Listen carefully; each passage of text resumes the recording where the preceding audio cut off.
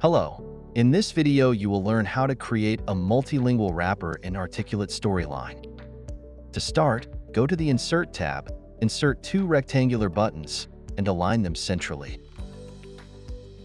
Then, select these two buttons and assign them to a button set to trigger language changes. Next, add a Start button and set it initially to a hidden state.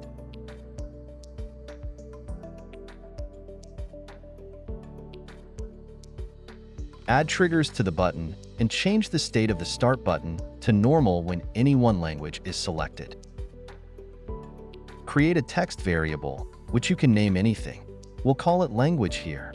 Use triggers to change variable values when a language button is clicked. For instance, clicking Francais will set the variable to FR, and English will update to Yen. And that's it. You've successfully added a variable to objects in Articulate Storyline. Thanks for watching.